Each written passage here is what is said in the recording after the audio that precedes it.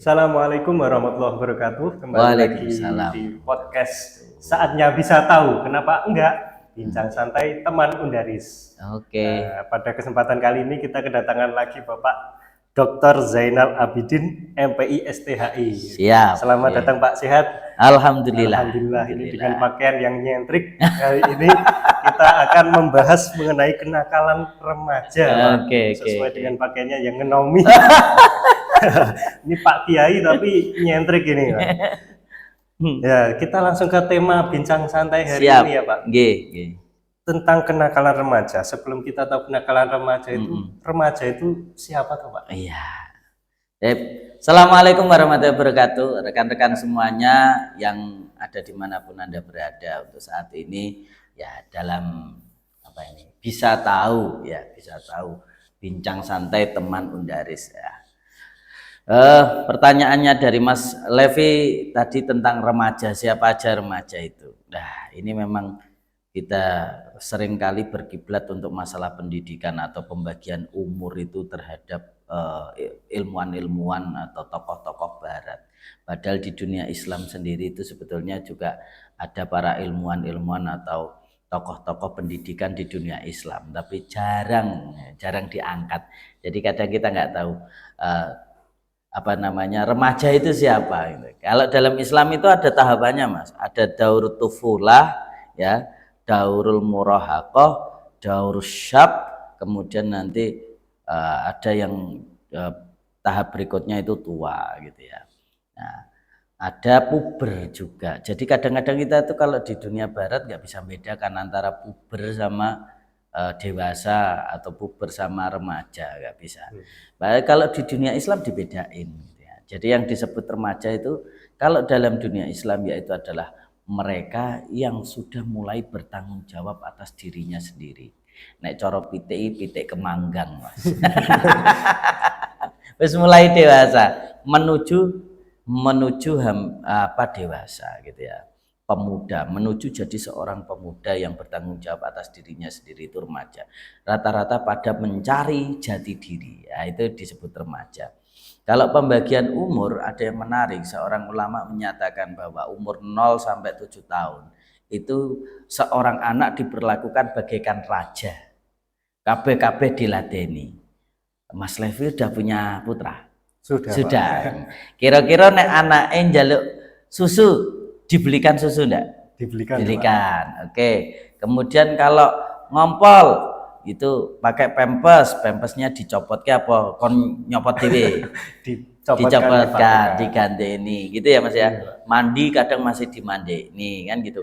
Kita gendong, kita tuntun, kita ajari macam-macam, didulangi makan karena masih sebagaikan raja. Tapi begitu nanti 8 sampai 14 tahun sudah mulai, kalau yang perempuan haid, kalau yang laki-laki berarti sudah mulai, mohon maaf, mimpi basah, berarti sudah mulai beranjak menjadi teman. Lah, mulai muncul adanya kenakalan itu biasanya di umur sekian. Mencari jati diri, mencari teman. Lah kalau tidak dapat teman di rumah, orang tua tidak mampu memposisikan diri sebagai teman, maka anak akan mencari teman di luar. Ya, akan mencari teman di luar. Guru juga gitu. Kalau tidak mampu memposisikan diri sebagai teman, ya toh, maka anak juga akan mencari teman di luar sekolah.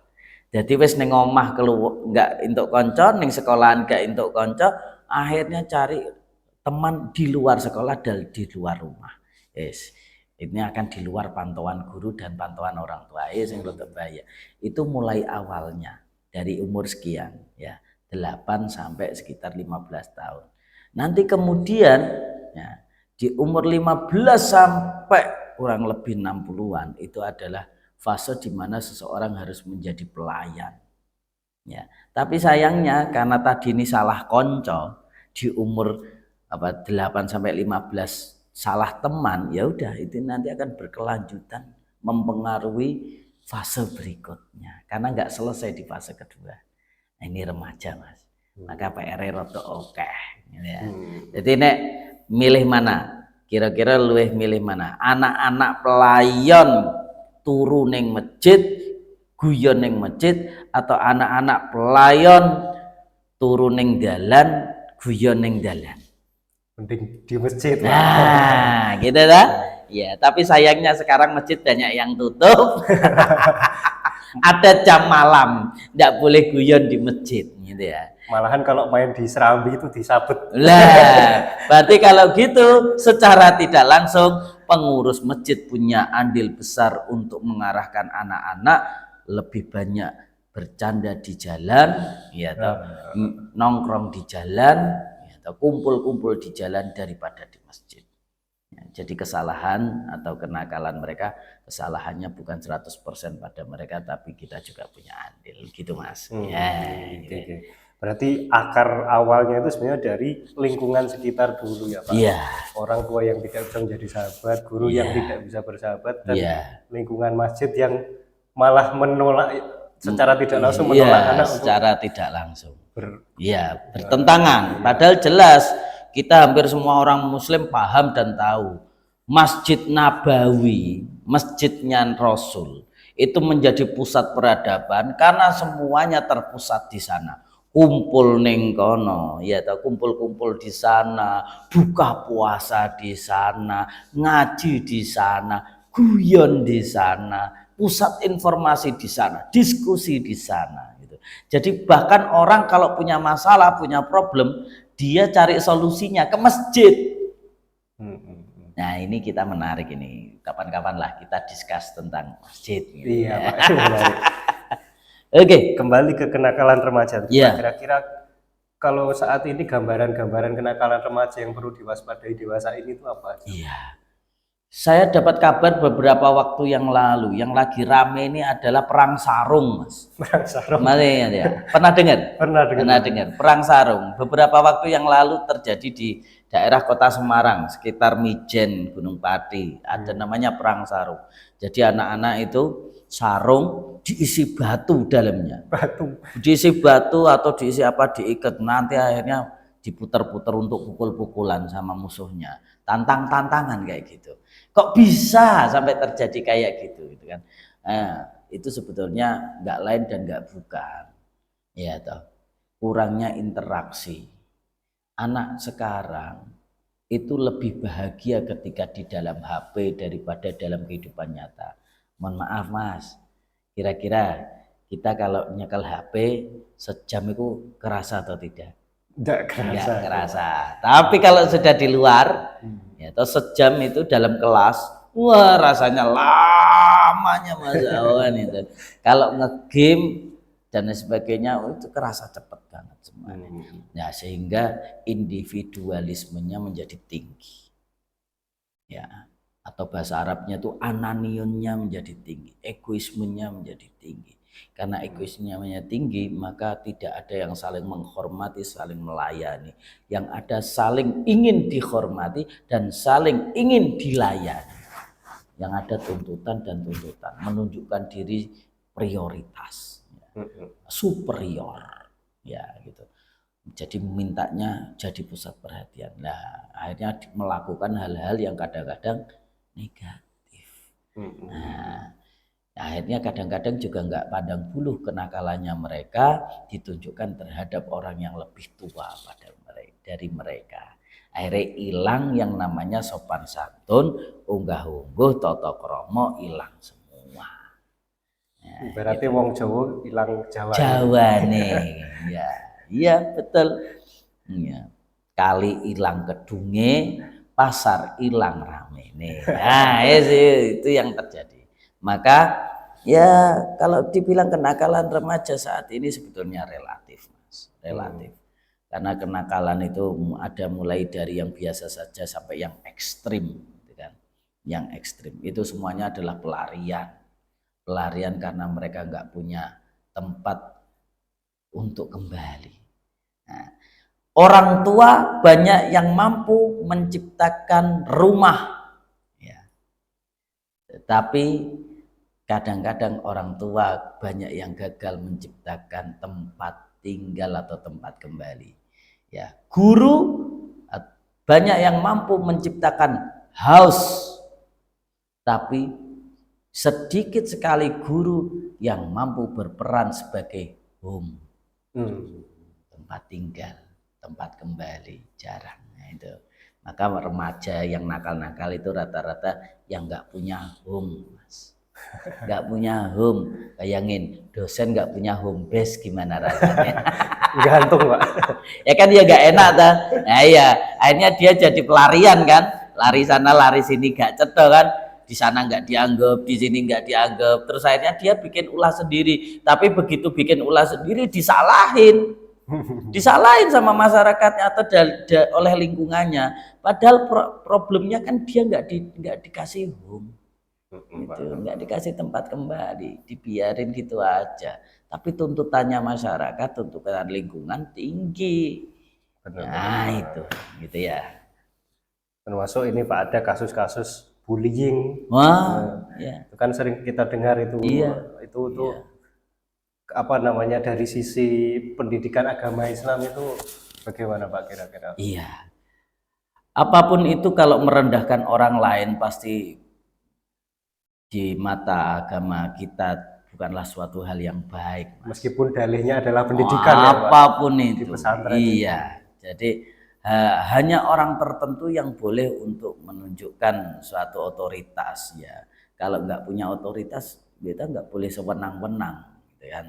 Contoh, saya bukan pengajar di fakultas, umpamanya ya, saya bukan pengajar di fakultas hukum. Nah, kemudian saya ikut ngatur-ngatur anak hukum, ya kan nggak punya wewenang, nggak punya otoritas kan gitu. Termasuk kenapa kok sampai terjadi bullying gitu kan? Itu adalah proses merendahkan orang lain. Ya remaja, kenapa kok dia sampai merendahkan orang lain? Bisa jadi remaja itu balas dendam karena dia sering direndahkan oleh yang lebih tua dari dia. Entah itu di rumah, entah itu di sekolah, entah itu di lingkungannya, yang jelas bisa jadi anak tersebut ya akan berperilaku seperti yang dicontohkan oleh orang tuanya atau lingkungannya. Jadi kalau ada anak suka bully orang lain, bisa jadi dia juga korban. Dulu korban, tapi begitu dia punya kekuatan, punya wewenang, punya kekuasaan, dia jadi pelaku. Rata-rata gitu, Mas. Korban berubah menjadi pelaku saat dia punya kesempatan dan kekuatan. Nah, makanya sing rada hati-hati iki.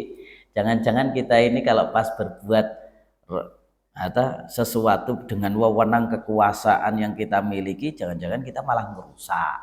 Nah, ya tahu, makanya hati-hati. Kan gitu. Bisa jadi kerusakan itu disebabkan karena kita sedang balas dendam. Rusak dendam. Ya. Jadi ya kasihan sebetulnya anak-anak remaja-remaja yang nakal-nakal itu sebetulnya kalau jatuhnya adalah kasihan, Mas. Kasihan karena dulunya mereka pernah jadi korban, akhirnya sekarang berubah menjadi seorang pelaku. Ya, itu perlu diobati memang. Perlu dikancani, jangan dijauhi. Tapi dikancani. Ya, menarik sekali nih dari Pak Dr. Zainal Abidin.